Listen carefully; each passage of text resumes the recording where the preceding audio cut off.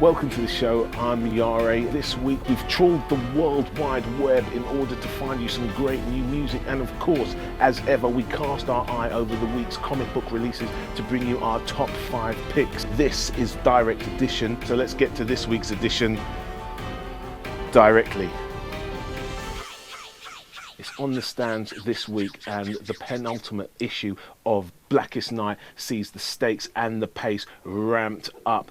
Ivan Rice's art, as it has been throughout this entire series, remains excellent, and Geoff Johns fools you into believing that the writing's confused and chaotic before resolving this issue in a gigantic cliffhanger. It's awesome stuff. It's on your shelves this week. Blackest Night, issue number 7, out now. It's 2 stories for the price of 1 in the Amazing Spider-Man issue 622 this week. The first story sees us with Spider-Man as he tries to track down the missing vial of his blood. And the second story sees Peter Parker supporting Flash Thompson through the loss of his legs and the recovery from that.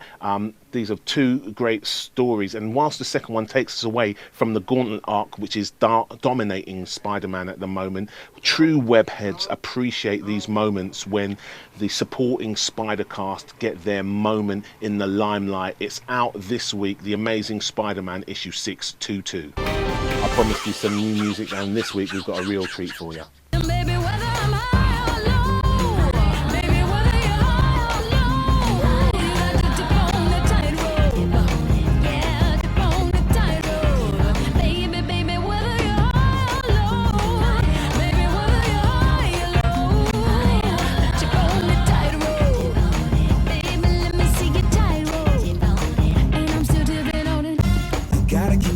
So you fall into the gap. It's a challenge, but I manage because I'm cautious with the strap. Do damage to your cabbage, The mini-series that brings back Barry Allen's incarnation of the Flash comes to an end this week. It's been a really lovely reintroduction of a classic DC character. The art throughout the entire series has been stellar by Ethan Van Sciver, and Geoff Johns once again does great work on the writing, at once both resolving this series in a satisfying way and also leaving enough threads alive to keep a new Flash series going for a good while yet. It's out this week, The Flash Rebirth issue 6 of 6, right now.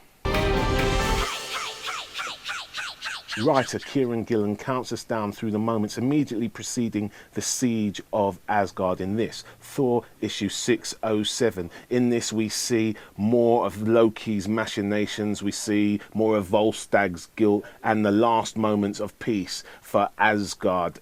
It's an absolute essential for anybody following Siege or for Thor fans in general. This is it, issue 607 on your stands this week.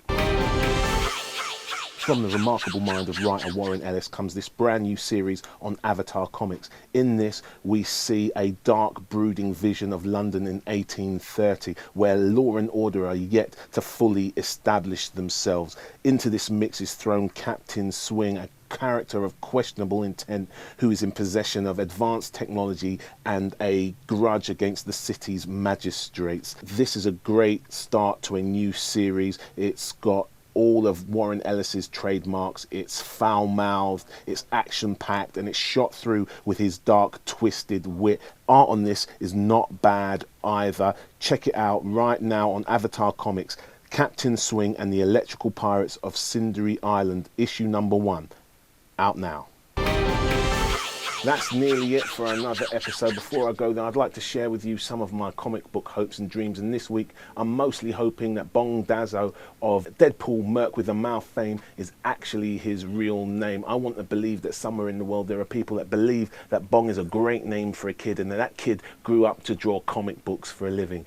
Make sure you join us next week when we'll be checking out more brand new comic books. In the meantime, be sure to rate us, leave us a comment about this week's show, about this week's comic books, or anything else that takes your fancy. And be sure to show our sponsors some love, because we couldn't do the show without them. We'll be back next week.